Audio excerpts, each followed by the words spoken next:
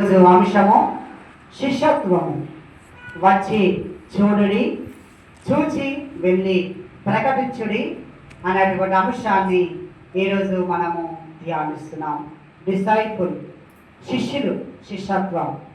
ఈ యొక్క శిష్యత్వము అనగా గురువు శిష్యుల యొక్క బంధం అనేది అన్ని సాంప్రదాయాలలో, అన్ని వర్గాలలో, అన్ని మతాలలో ఇది ఉండేది. గురువు శిష్యుల బంధం అనేది చాలా గొప్పది. ఈ గురు శిష్యుల బంధము ఒక వరము. అది అందరికీ ఆ భాగ్యము రాదు. ఈ యొక్క శిష్యత్వాన్ని గురించి మనం చూస్తే పాత నిబంధనలో గురు శిష్యులు మనకు కనబడతారు. నూతన నిబంధనలో గురువు శిష్యులు మనకు కనబడుతుంటారు. ప్రవక్తలు, శిష్యులు కూడా మనకు పాత నిబంధనలో మనకు కనబడుతూ ఉంటారు. అబ్రహాముకి సేవకుడు ఉన్నాడు, నమ్మకమైన సేవకుడు ఎలియాజరు.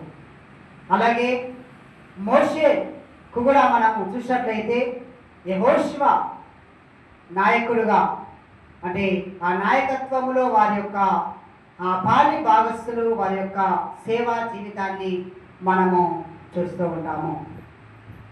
ఏలియా, ఎలీషా ప్రవక్తలను మనము గురు శిష్యుల యొక్క బంధాన్ని మనము చూస్తూ ఉంటాము. నూతన నిబంధనలోకి మనం చూస్తే ఇక గురువు ప్రభు అయినటువంటి యేసుక్రీస్తు, శిష్యులు అనగా 12 మంది అపోస్తులను యేసు ప్రభువు మొదటగా పిలిచినట్లుగా మనం చూస్తూ ఉన్నాం. తదుపరి 70 మంది శిష్యులను కూడా యేసు ప్రభువు ఎన్నిక చేసుకున్నట్లుగా మనము పరిశుద్ధ గ్రంథములో మనము లూకా 10 మొదట్లో మనం చూస్తూ ఉంటాం.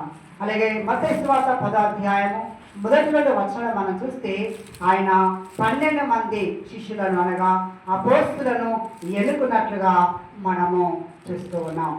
మనం మత్తయి సువార్త 5వ అధ్యాయము మొదటి వచనాన్ని మనం చూస్తే అక్కడ ఆయన శిష్యులు ఆయన యొద్దకు వచ్చిరి అని చెప్పేసి అక్కడ జ్ఞాపకం చేస్తూ ఉన్నారు.